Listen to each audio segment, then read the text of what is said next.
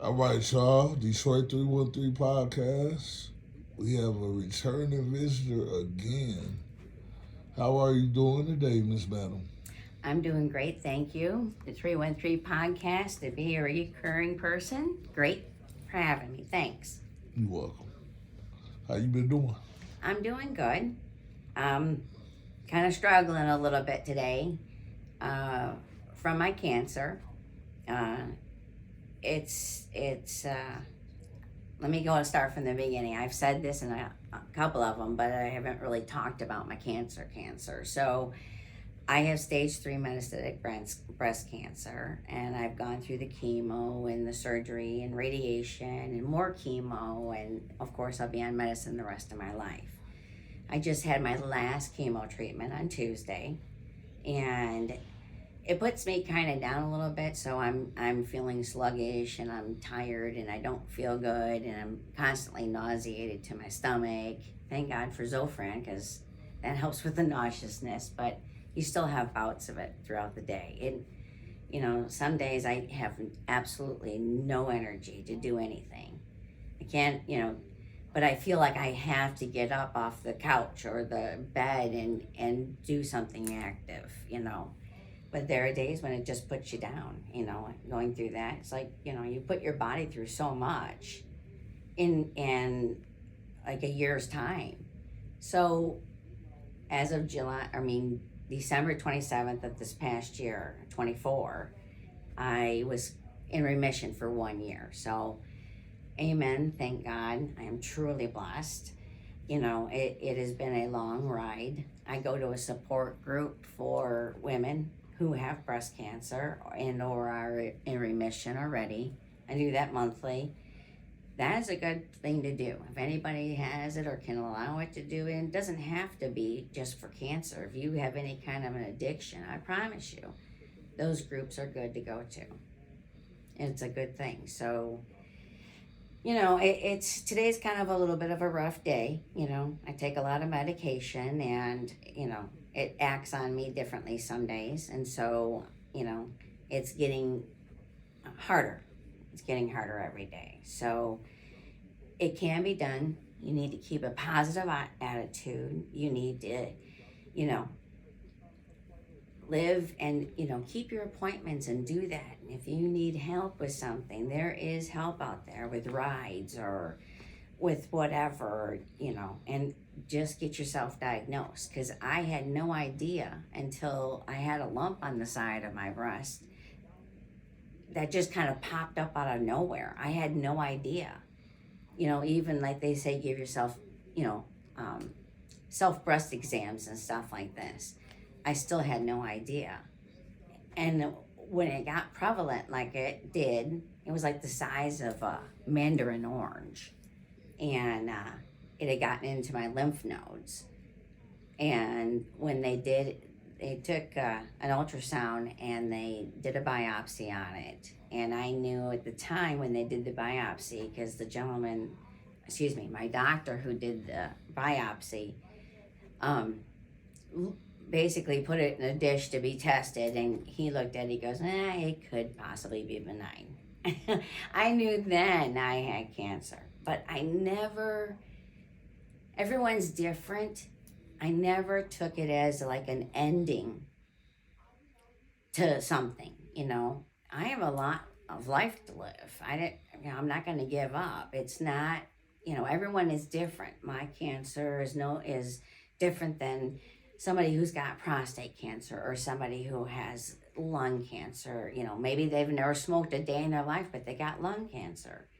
And every treatment is different, depending on your doctor and what he recommends. It's a long road. It's not pretty. Support groups, friends, neighbors, family. Some days you're not going to be able to go anywhere. That was one of my biggest things is I've been on the go in survival mode. That's hard to do. So when I actually had to stop because I got too sick to do anything, that broke me. It made me feel like I was simply just worthless. Like I couldn't get anything done. I couldn't cook. I couldn't clean. I couldn't do anything. And I'm a go getter. I'm the one who doesn't want to just sit around the house and do nothing. Whether it's grocery shopping or getting out or, going to the store or helping, working in the yard, cleaning the house. I'm responsible for all of that. So when I feel like I can't get out there, I'm not getting anything done. I'm not getting any further. I feel like I'm getting more behind than anything. So that makes it hard too. So then I'm stressed out about that. And, we all have anxiety, I believe. Some are more prevalent than others.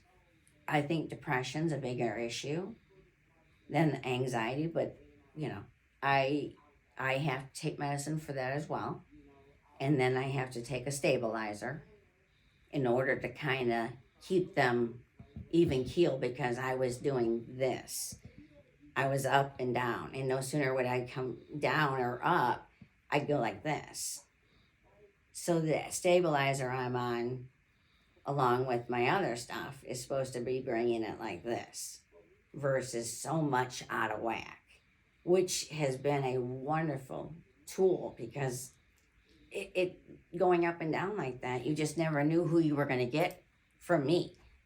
Was I going to be that grouchy bitch or was I going to be laid back and calm?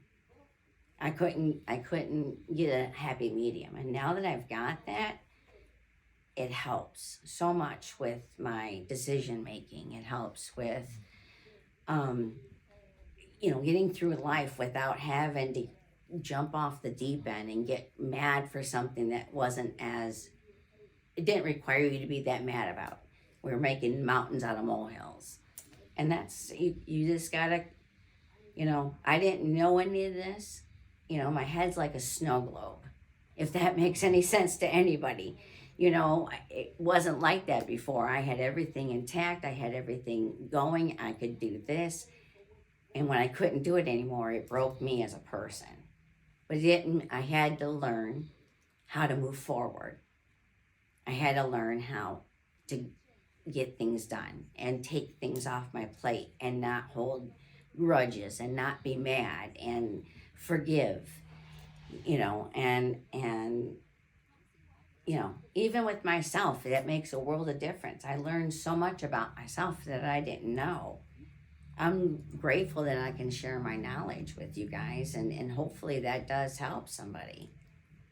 But it is important to get regular mammograms, especially if you're getting older in age, or test for anything, because if you wait too late, then, you just don't know. I was already in stage 3 and didn't know it. But to modern medicine, God bless, here I am now and able to talk to you about it. What's your message to the young females?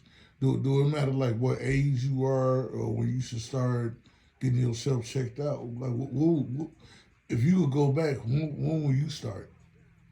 Well, I mean, every woman is different depending on, when they become, when they actually start their menstrual cycle. Like I was an early one. I started at 10. Some people don't start till 12 or 15. Every girl is different. And I actually went through my change of life when I was 34. Really, I was very young. And I had to have a hysterectomy at the time. And so, because my menstrual cycles got so bad, because I had bad cysts on my ovaries. And so it made them very painful. And I wasn't going to be able to have children anyways. So I had to have a hysterectomy. And not knowing the knowledge that I have,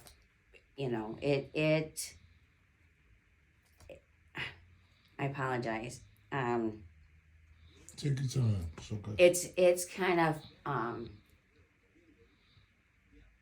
I think what happened is I was like aging faster than I should have, which was the HER2 positive. I had more estrogen in my body than my body needed. So it was like doubling it. And So that was, it depends on the women out there. So I would say once you start, getting into that and stuff like this, I think it's also a doctor's recommendation for when you should start. But you can at least do self breast exams, you know. Um, just keep up on that kind of stuff. If you're having problems even with your menstrual cycle, you need to see doctors and find out why. If you want to have children later in life, protect yourself. It's not something everyone can do. That's somebody who always can take the time off to do it because they have kids they're raising or single mothers or, they don't have anything, it's going to be hard. It's going to be a rough go. And, I'm just grateful that I've been able to manage it this way. It started 3 years ago when I broke my leg, and they say when you have like major trauma like that it kind of advances it. So it triggers other things. Yeah. So, it's been my own little pandemic going on, but we got through it. I'm not complaining. It is, I've been truly blessed. So, young women need to step up and take care of yourselves. Do right, because you may want a family in the future, or and you can't always count on tomorrow. It's not always there. Take it as a blessing that you're here today, as which I do. I wake up every day, 2 arms, 2 legs. I'm blessed. Truly. So basically, I mean, well, I would say, not put the words in your mouth or anything.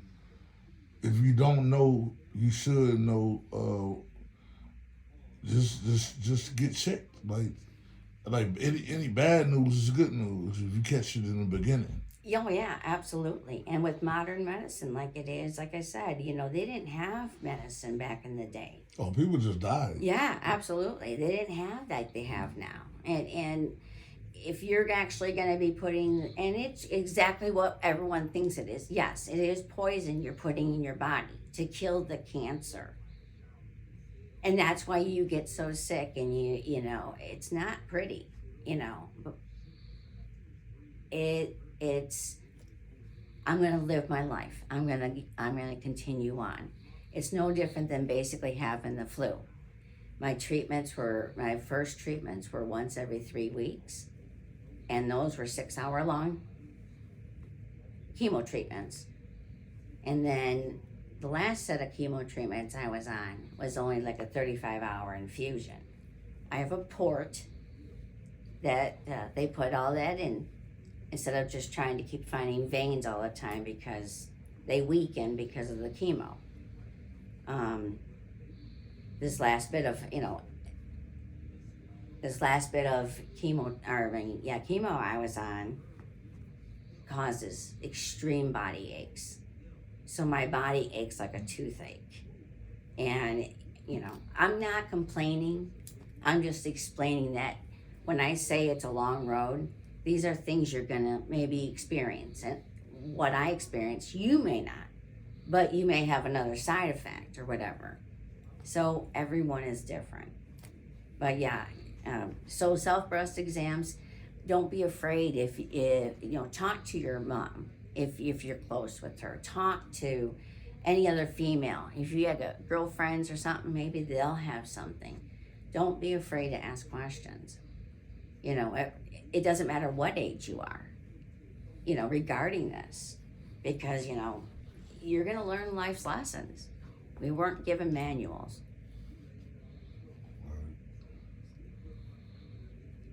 So I just stay positive.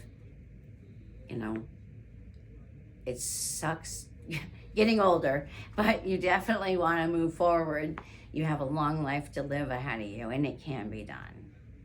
Just take care of yourself and do what's right. I mean, everyone's got a situation, but support groups help too. Yeah. Okay. So, as far as support groups, how do you find those kind of places? You can go through the DHHS, Mm-hmm. and they would be able to give you some information on that. Word of mouth, uh, anything that a lot of times they have, like at the schools and stuff like this, they may not have some places where you can go. Um, Different places that might have like rehab centers that you have, like the hospitals have rehab centers and stuff. So you can contact them, and or maybe they can direct you to who they would offer it to. You can look it up on your phone for meetings, for survivors or breast cancer, if you do have it or if you get it. Um, and you need to be honest with yourself. So if you're going to go into these meetings and you're going to tell them what they think they should hear, don't do that, because you're not helping yourself. You trying to be a star, like, oh well, I'm fine, but and like, you make it up like everything is okay, but it's not. No, because you're hiding it, you're suppressing it, and we do that out of the fact that we don't want to deal with it. What it is, I think, as human beings, you want to look better than the other person. It's like, I'm okay, and you smiling, but you crying on the inside, and you like, I don't know what to do. But you want to look better, like, oh, that's like a dope fiend, like, oh, I only do it every now and then. Oh, I'm not that bad, but that person is bad. Oh yeah. But absolutely. You make it look like, oh, I'm functioning, I'm doing okay. I do have a problem, or I do have a sickness, but mine ain't that bad. So they say people looking like, what are you here for then?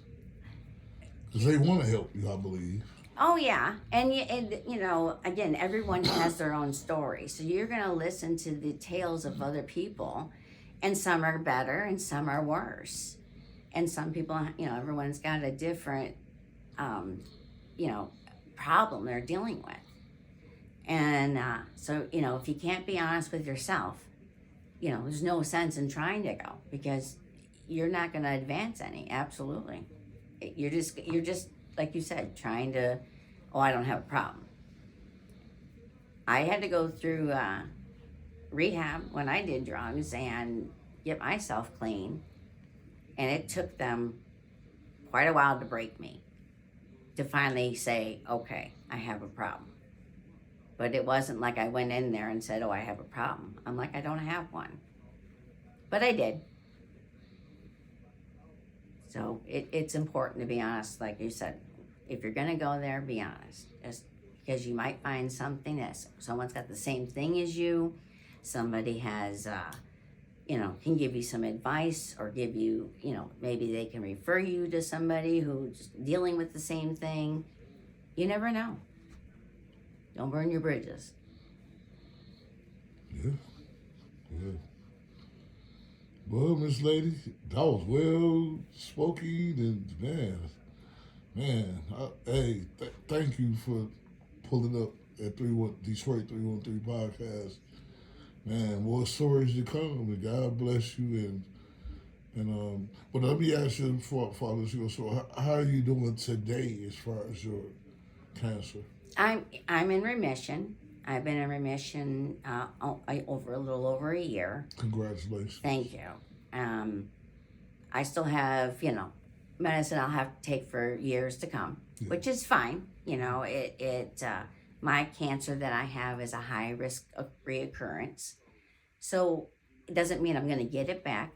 It doesn't mean anything. It just means I have to be due diligent and do the breast exams. And because I had all that radiation, I had 5 weeks of radiation 5 times a week.